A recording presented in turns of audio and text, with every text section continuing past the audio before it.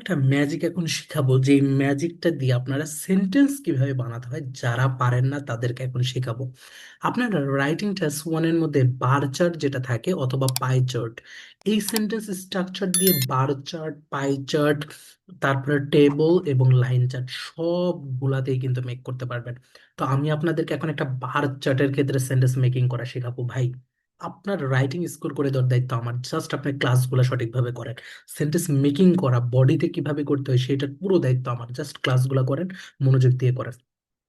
তো আমরা এখন একটা ম্যাজিক ফর্মুলা শিখবো, যেই ফর্মুলাটা দিয়ে আমরা যেই কোনো ধরনের বার চার্ট, পাই চার্ট, আমরা টেবলের সেন্টেন্স মেক করে ফেলতে পারবো। তো আমি স্ট্রাকচারটা একটু দেখি। স্ট্রাকচারটা হচ্ছে এটা হচ্ছে আমাদের ধরেন এক ধরনের হচ্ছে ডেটা টাইপ, আর হচ্ছে বিটা হচ্ছে অন্য ধরনের ডেটা টাইপ। তাহলে অ্যাকাউন্ট ফর হায়ার বা লোয়ার, যদি আমি লোয়ার দিয়ে মেক করি তাহলে লোয়ার, বা হায়ার দিয়ে মেক করি হায়ার। এটা হচ্ছে আমরা যখন আমরা ইনক্রিজিং অথবা ডিক্রিজিং ট্রেন্ড নিয়ে অথবা হায়ার বা লোয়ার ট্রেন্ডের যখন আমরা সেন্টেন্স মেক করব, তখন কিন্তু আমরা এই স্ট্রাকচারটা ইউজ করব। এইরকম টোটাল 7টা স্ট্রাকচার আছে, যে 7টা স্ট্রাকচার যদি কোনো স্টুডেন্ট ইউজ করতে পারে, এমন কোনো বার চার্ট নাই যেটা পরীক্ষায় আসলে, এমন কোনো পাইসেট নাই যেটা পরীক্ষায় আসলে, এমন কোনো টেবল নাই যেটা পরীক্ষায় আসলে, এবং এমন কোনো আমাদের লাইন গ্রাফ নাই যেটা পরীক্ষায় আসলে সে লিখে আসতে পারবে না, এবং সে ব্যান্ড 8+ নিয়ে আসতে পারবে স্কোর। দেখেন সেন্টেন্সটা। তাহলে এই প্যাটার্নটা দিয়ে এবং কোনো ধরনের আপনার কোনো গ্রামার মিস্টেক হওয়ার কোনো চান্সেসই নাই, এবং পুরো কম্পেয়ার করতে পারবেন, ডেটা ভালো মতো ইউজ করে আসতে পারবেন। তাহলে এটের পরে আমাদের X% ইউজ করবে এবং Y% ইউজ করে লাস্ট হচ্ছে আমরা ইয়ারটা যদি আমরা দিয়ে দিব, না দিলে নাই, ওটা কোনো ব্যাপার না। তো এখন কাজ হচ্ছে, এটা হচ্ছে আমাদের এই, আমরা যদি এইটা দিয়ে লিখি, ধরেন এইটা দিয়ে, তো এইখানে দেখা যাচ্ছে মেল আর ফিমেল আছে, তো দুইজনের মধ্যে আমরা কম্পেয়ার করব। আমরা যদি হায়ার নিয়ে আসলে লিখি, তাহলে যেটা করতে হবে, এইখানে বেশি আছে কি, এখানে মেলটা বেশি আছে, তাহলে মেল হবে আমার এ হবে আমাদের মেল, আর বি হবে আমাদের হচ্ছে কি এখানে ফিমেল। আর যদি আমি এখানে লিখি, আমরা হায়ার না নিয়ে এটা লোয়ার দিয়ে লিখতাম, তাহলে এ হতো আমাদের কি এই ফিমেল, এবং বি হতো আমাদের কি মেল। তো এখন এইটা দিয়ে দেখেন সেন্টেন্সটা, মেলস হচ্ছে আমাদের কি, মেলস হচ্ছে আমাদের তারপরে ইউজ করলাম অ্যাকাউন্ট ফর যেটা আমাদের স্ট্রাকচারে আছে, তারপরে হচ্ছে হায়ার প্রপোর্শন যেটা আমাদের স্ট্রাকচারে আছে, তারপরে ইউজ করব অফ লেজ টাইম যেটা হচ্ছে আমাদের এই যে প্রশ্ন থেকে আমরা নিব, প্রশ্ন থেকে আমরা কাট করব। প্রশ্নের মধ্যে যে সাবজেক্টটা বলছে, এই যে প্রশ্নের মধ্যে একটা সাবজেক্ট বলছে, এই সাবজেক্টটাকে কাট করলাম। তো এই সাবজেক্টটা কাট করে আমরা এই দেনের আগে বসাই দিলাম, তাহলে আরো স্ট্যান্ডার্ড হইলো ব্যাপারটা। তারপরে দেন ইউজ করার পরে আমরা ফিমেলস বসাই দিলাম, তো ফিমেলস হয়ে গেল।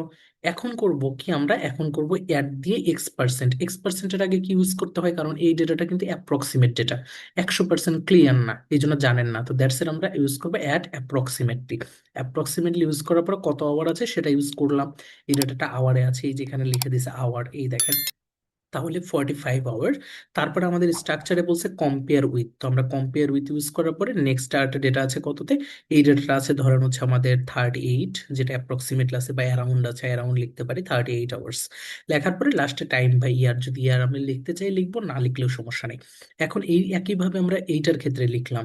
এখন এইটার ক্ষেত্রেও এই সেম স্ট্রাকচার ইউজ করতে পারবো, এটার ক্ষেত্রেও পারবো, ঠিক আছে। কিন্তু পরীক্ষায় সবগুলাতেই একটা স্ট্রাকচার ইউজ করে লেখার দরকার নেই, আমরা এরকম 7টা স্ট্রাকচার শেখাবো, যেটা দিয়ে এমন কোনো লাইন চট নেই, এমন কোনো পাই চট নেই যেটা আপনি লিখে আসতে পারবেন এবং হাই ব্যান্ড মানে ব্যান্ড 8+ নিয়ে আসতে পারবেন না। জাস্ট কি করবেন ভাই, সেন্টেন্সের ভুল হবে না, গ্রামার ভুল হবে না। যারা এতদিন ভুল করে আসছেন গ্রামার, তারাও কোনো গ্রামার ভুল করবে না ভাই, প্যাটার্নটা শেখার পরে।